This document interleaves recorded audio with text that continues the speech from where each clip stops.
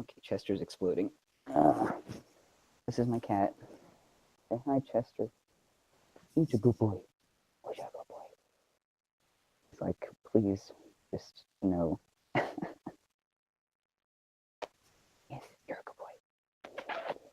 Love you. Okay, all right, all right. You're free. Oh God. Hey everybody. Um, so today I'd like to talk to you about a thing that's happening at my kid's school. Actually, at a lot of people's kids' schools in this city. Um, the holiday. It's tomorrow, actually, but since the kids have off tomorrow, they do something for it today. Um, and I got to go to my kid's school for it today. It's they call it Fiesta now, but originally it was called Battle of Flowers. It was just a festival that started to commemorate the battles of what the Alamo and San Jacinto. Okay, yeah. So for this thing, they learn about the history of it at school, and then they get to make a little shoebox float if they want to, and then they participate in a little parade, and it's really cute. I actually did this myself when I was my child's age, and I don't remember actually getting in trouble for it or anything, or being told I couldn't do it. I'm sure you all remember what it's like if you were raised in the organization, or you know, if you spent any time of your school age or childhood in the organization and happened to be in public school. I'm sure you remember what it was like. What it was like to have to deal with the exclusion uh, and the feelings of being outcast as a Jehovah's Witness kid, because you're not allowed to, obviously, you're not allowed to participate in stuff, right? You're not allowed to do the Christmas party, or the like the Valentine's party, or whatever party that they happen to be having at school. No birthday party either. No birthdays. You better not have any cupcakes. It's not just that like you weren't really allowed to participate. You straight up had to like go to a different room and like do another assignment or something. It was really depressing. And your whole class had to like be fully aware of the fact that you're the only one not participating, and it was super weird. And inevitably they would ask questions and stuff. It was just really, it was an awkward experience, and to put a child that small through that is kind of, eh, that's horrible. That's a lot of pressure for a little kid, and a lot of responsibility for them too, to have to explain all of that, about their beliefs, when there are a lot of Jehovah's Witness adults, especially. I don't know if you've noticed in my crashes, there are a lot of Jehovah's Witness adults who don't even understand their own beliefs. So how is a kid supposed to explain them at that age? When I arrived at my kid's school today to, watch her watch her do her little float and stuff, because she made a little float. It was cute. Um, watch her paraded around with the rest of her friends and everybody else.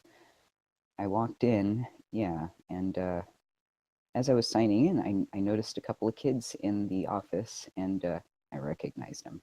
One of them was my daughter's little friend from class, who happens to be a Jehovah's Witness. He's had to sit out from things before, pretty much is how I know. So yeah, I saw the poor little guy sitting with, I presume that was his brother, because he gave him a kiss later.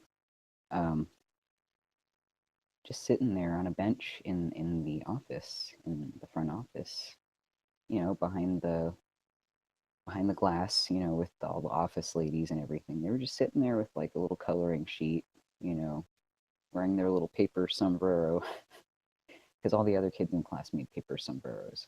I guess he was allowed to do that. Just sitting there, and I presume, being forced not to participate in the parade.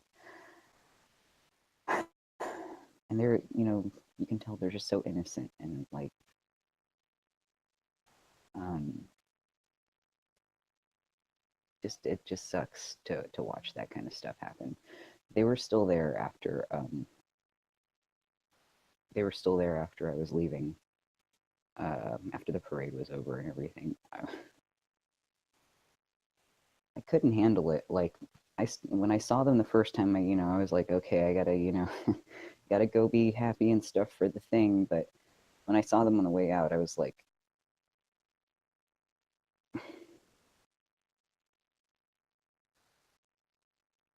it brought back a lot of memories, you know. It just hurt.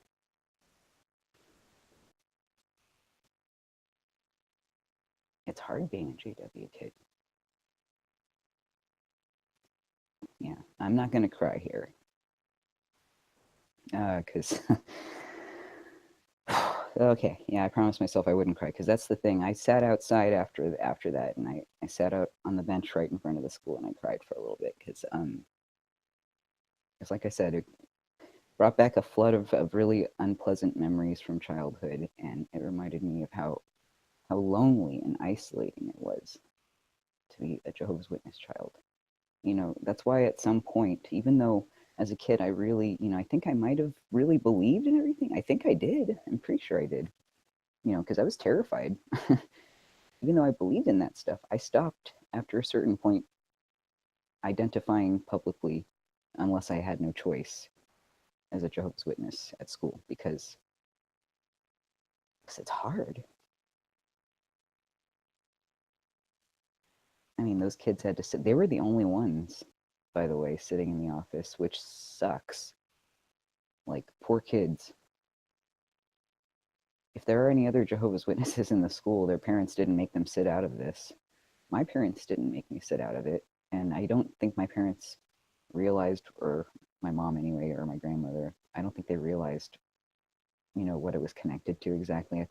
I think they might have just thought it was a cute little shoebox float parade. I felt bad for the little kids as they were walking back to the hallway because they were still there when I was signing out, like I said. As they were walking out into the hallway to go back to class, you know, they had to go their separate ways because they're different grades, I guess.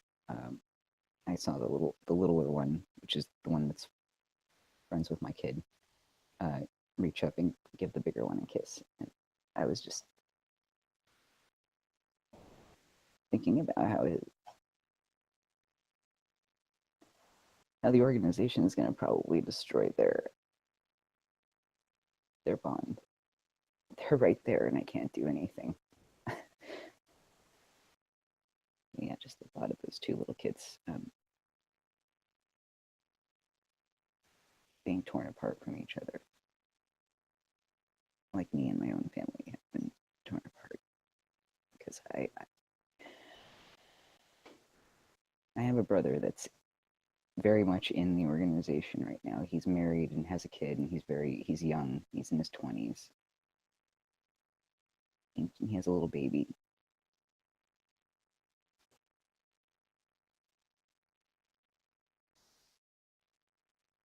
There's no chance I'm going to see him probably again.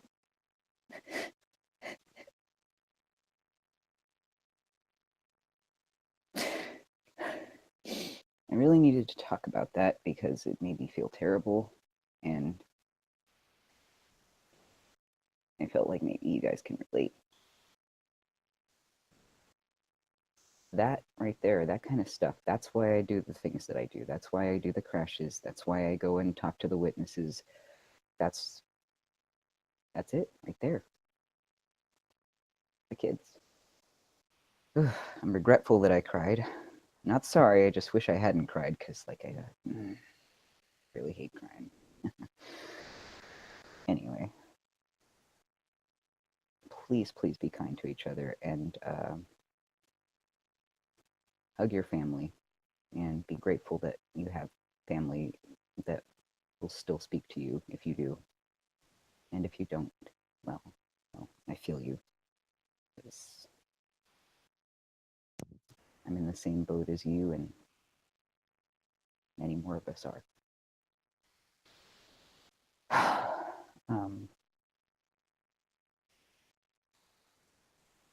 Yeah, take it easy, folks. You have a good one.